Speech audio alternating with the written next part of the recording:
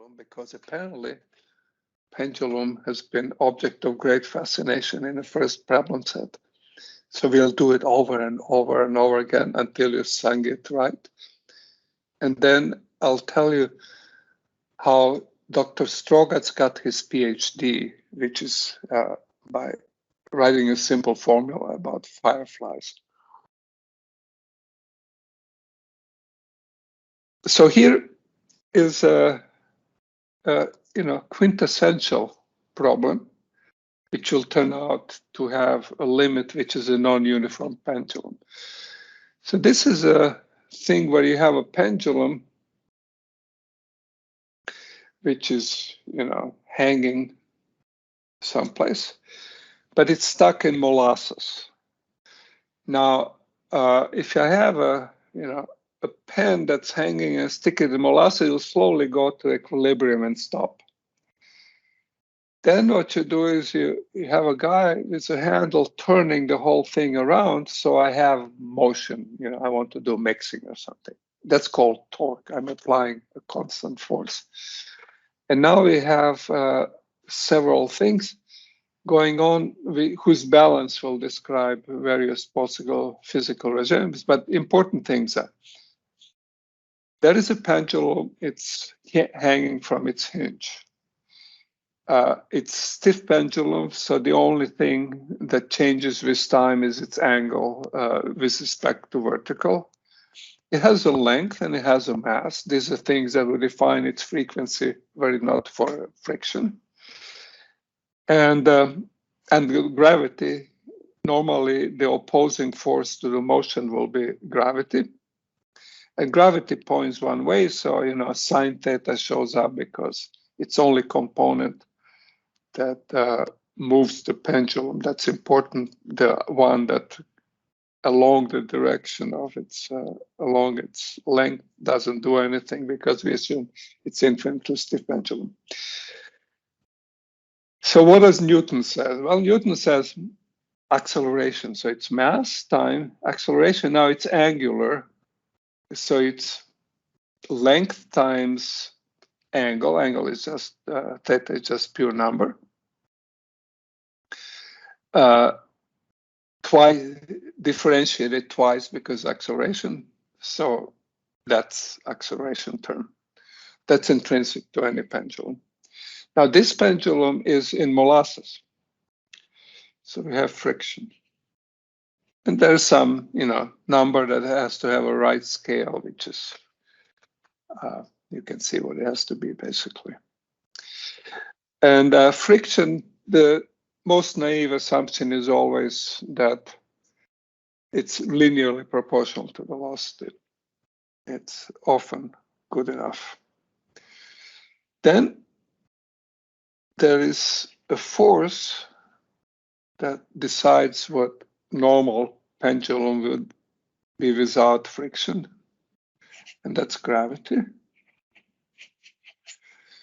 Now, it's gravity, that's acceleration times the mass, times the projection of the length in direction of the gravity. This combination is the force you feel from gravity because you're constrained on the circle. So this sine of theta takes care of that. Now this thing would die because of the friction. So you have somebody, for example, you have a donkey or a horse going around and pulling this thing, giving it torque. And you assume it's constant. If it's time dependent, you can also do stuff, but it's harder. Then you say there's some interesting situations. So for example, if fraction is not equal to 0, that's called a mechanics course. And if it wasn't for constant torque, this would just oscillate in the way that I can do, analytically, in spite of having a nonlinear forcing. And if I have constant torque, I have to worry because then I have constant acceleration. So this thing is going to spin and spin and spin faster and faster, which is not a good idea. But in my lab, I either have pendulum in air, in which case I will have something that's called, underdamped oscillation, or I have pendulum which is overdamped, where I start someplace, but very quickly I forget I was being accelerated. I have a question about the pendulum. For the overdamped pendulum, I wonder why the second order derivative goes to 0. What you say is, it's an experimental fact that you also remember yourself. So, for example, if you go very fast you fall from 30 meters into a jar of honey because you're doing this in Olympics, then it's going to be very painful because this thing will not yield, and you will, do an experiment in elasticity. As far as we know, this jar is actually an elastic float. So intuitively, you know that if you are in helium and you push a pendulum, it'll go back and forth. But when you are in the tar, you push it in and it'll just get stuck immediately. So there is some ratio of time scales. One time scale has to do with how long does it take to you to have your speed by friction. The other time scale has to do with, what's acceleration, how much force have you experienced inertial, your acceleration in the same period. And then if one can be thrown away in the first approximation, you do that, and that's how we get to all these problems which are first order. So they're all called viscous problem or gradient descent problems, etc. And they're all wrong in a very small part of the phase space where acceleration still matters. So you might have to do, and we'll do it actually in this course, you'll have to do some careful analysis how you lose the acceleration and allow to only keep the friction. So that you actually have to do. We are cheating here. We're just saying, well, obviously it's not important. It's, molasses. So, but if you do it as analysis in mechanical system, you have to carefully match the region where acceleration you're jumping into the molasses from big height and you're accelerating into them, versus you start, your corpse slowly drifts the rest of the way by my inertial motion. And I get a simpler balance, which is a very good physical situation where it happens very often.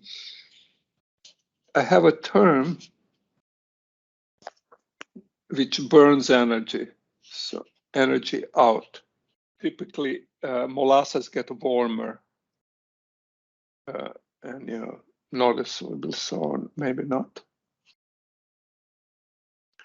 Then I have this term, it's gravity, it didn't go away.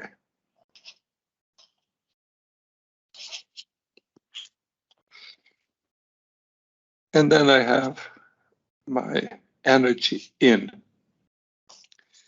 Now that's the simplest example of something that's extremely important when you get very sophisticated. It's called far from equilibrium system. So in mechanics, if we ignore friction and idealize it to the world, which is perfect, no friction, and have sensible external forcing or no external forcing, we get very beautiful oscillatory motions, which we understand to great detail. But in the real world, especially in biology, how does heart work or brain work? If you didn't add the energy to it, it would die very quickly. If you didn't feed the donkey or the graduate student, you would be very sorry very soon. And when you get in this regime, where acceleration, the Newton, is not so important, but these guys are very important. This is something Newton couldn't do, and it's only starting with Maxwell and Boltzmann and 20th century statistical mechanics. We started understanding what happens here. And typical examples are, if you drive very fast, you start feeling turbulent friction acting on the body of your vehicle or your bicycle and your body. That physics is very rich and very complicated compared to this childish stuff. So whenever you're given this kind of thing, there's a bunch of parameters that make sense to you in the laboratory, but actually get into the way of conceptual understanding of the problem. So what you do is you take the equations, and sine theta is a pure number. So let's just divide everybody by mgr, which has to do something with gravity acceleration. And when I rewrite the equation in that form, I get b and gl.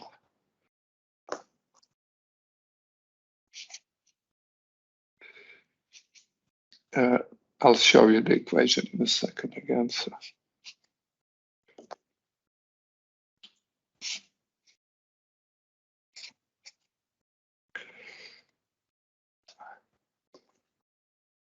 And by the fact that there is just sine, which is something between minus and plus 1, this is a pure number.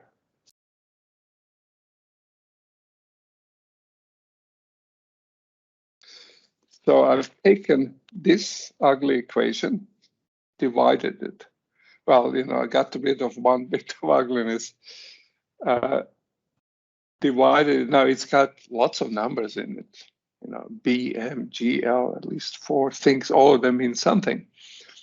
And but now I can look at these combinations and I can realize, this is pure number. This is angle, pure number divided by time, the real respect to time. So this thing is an inverse time.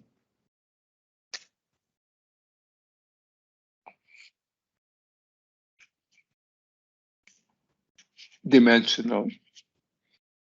So I give these guys a name. I just call it 1 over tau, which is intrinsic time of this thing.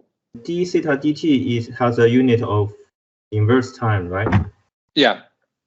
So I think the b over mgl should have the unit of time rather than inverse time. You're right. Okay. You're right. So,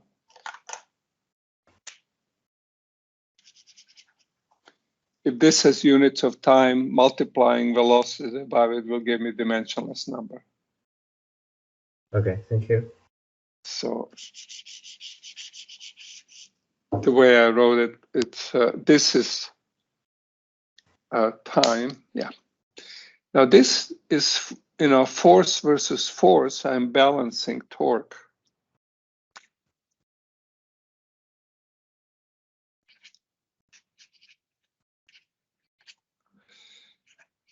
Versus gravity.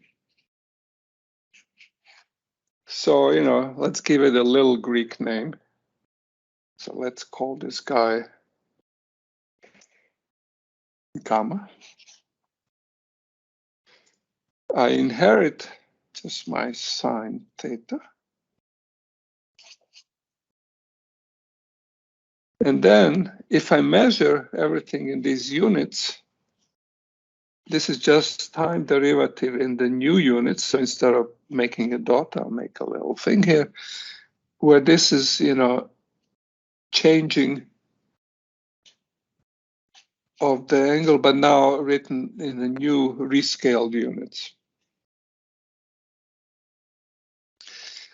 And the interesting case here is gamma larger than 0. That means that torque wins, torque plows through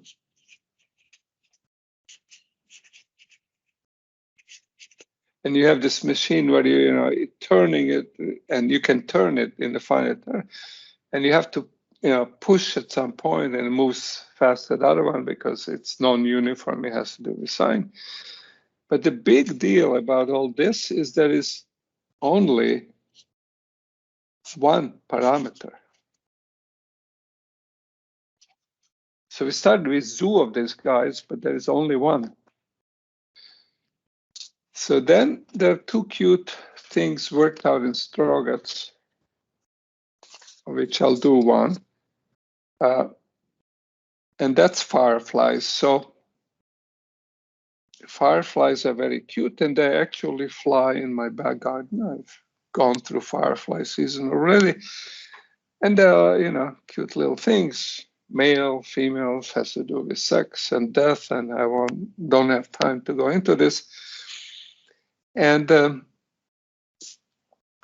what happens with the firefly, it has some law that says, it has some kind of internal state, but at some instant of the internal state, it decides, so it's charging its batteries, and then it decides to flash. So there is a point where it flashes, and then it takes it a while to get back. And people study them at great detail. So if you look at a single firefly,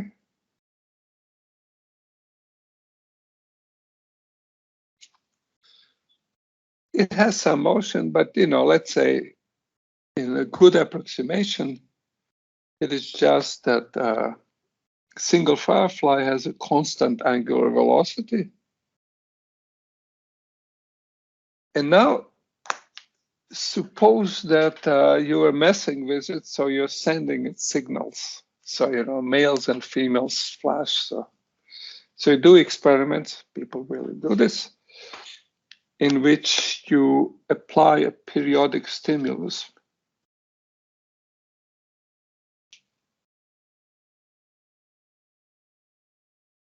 And it's a little bit like inducing epileptic fits in people in disco clubs. So capital theta is supposed to be small theta, this is supposed to be big theta, moving at capital omega velocity. That's something I applied from the outside. And now the simplest model of the many, many fireflies, which is, I'm giving you a link to the movies of these things. They're beautiful. Suppose you have a forest, and there is, billions of fireflies on the trees in this forest in Indonesia. And you would think they would just go blip, blip, blip, blip. So when you look at it, you would just get some kind of uniform lightning because individual ones would go at different times. But that's not what you see. When you look at these videos, you see these beautiful things. What you actually see can be described by, fairly well by a simple model. This is little, big, little, etc. You see that they have some mean frequency where they flash. But then there is a term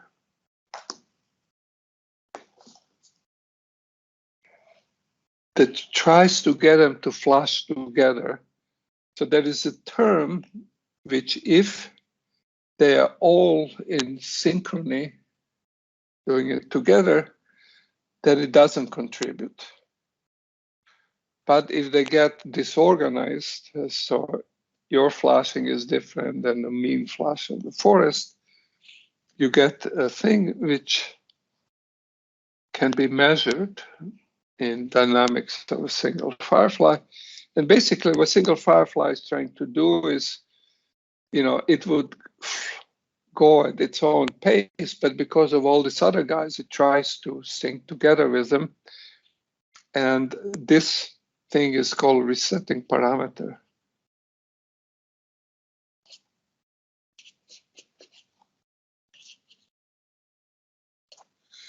And what it does is when you see what everybody else is doing, you say that if everybody else, the big theta, is bigger than me, my little theta, I have to speed up because this is a positive number now and I have to go speed up.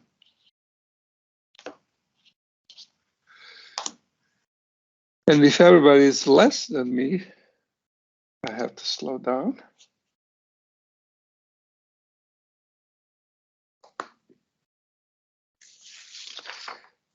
And I'm in bliss, so the situation is I'm a single firefly. There is billions of other fireflies in the trees, along the river next to me.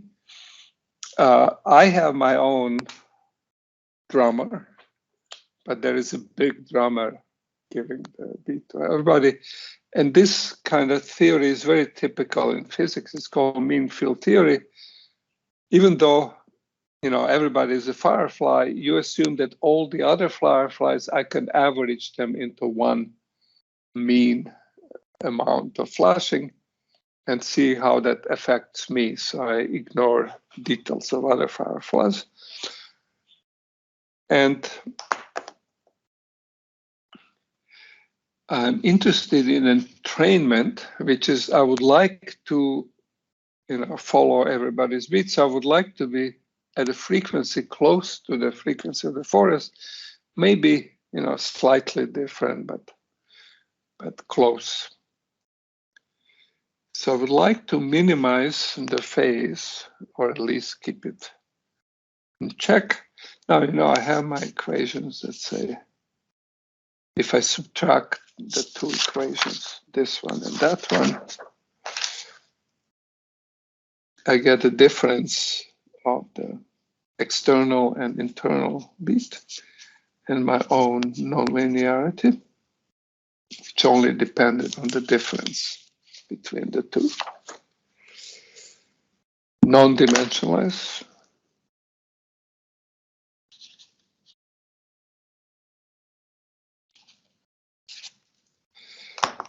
I get tau equals t. That's obvious.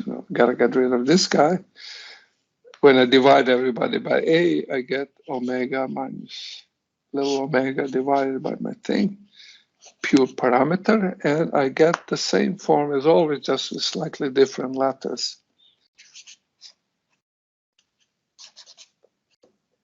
So this is non-dimensional equation, super pretty.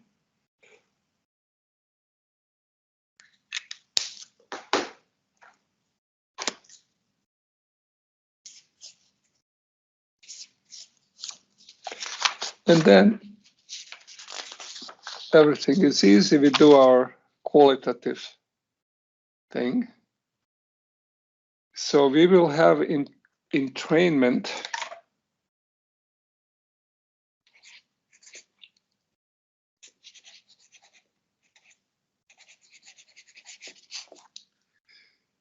if this parameter mu is 0, then I just go to the fixed point 0.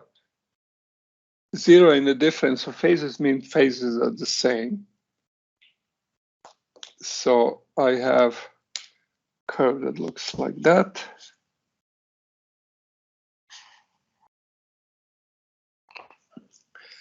And this is stable, this is unstable, unstable, as usual. So everybody's flashing simultaneously.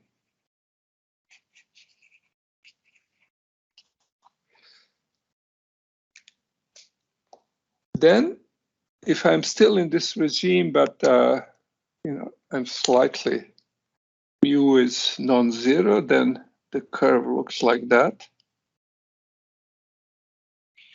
So I have a pair of fixed points. So now what it means, that's very important, happens often, that's called phase locking.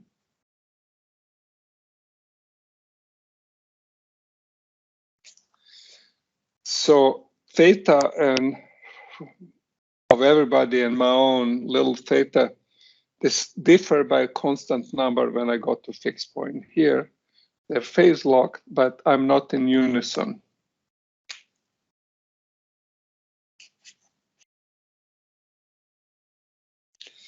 Now you have to reflect what it means, because every other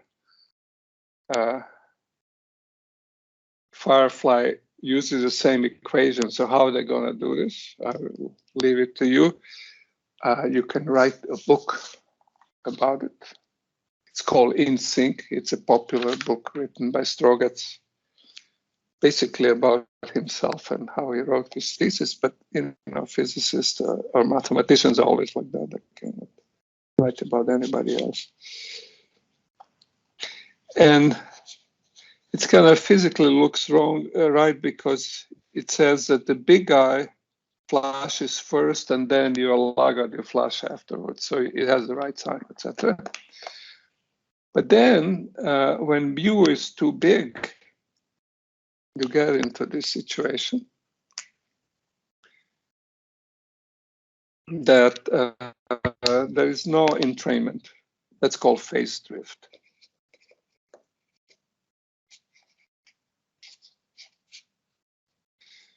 And things can be said about it, but basically that same simple equation is now supposed to be a population dynamics of communication between fireflies and stuff like that. Then there is a really beautiful thing that's explained in great detail in Strogatz, and I only recommend it for students in physics or undergrads who love quantum mechanics. It's not quantum mechanical.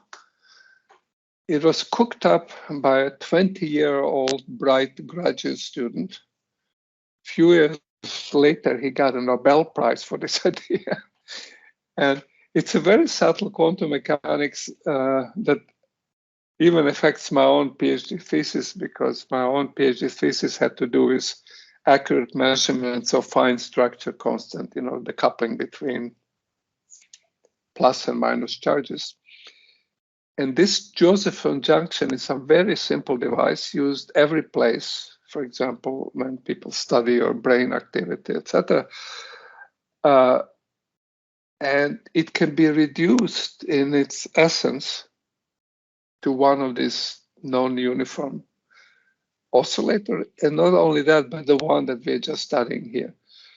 But it's a main thing to get through the introduction of, what is the phenomenon. So I don't want to do this in this course. I think it's too hard for people who don't care about quantum mechanics.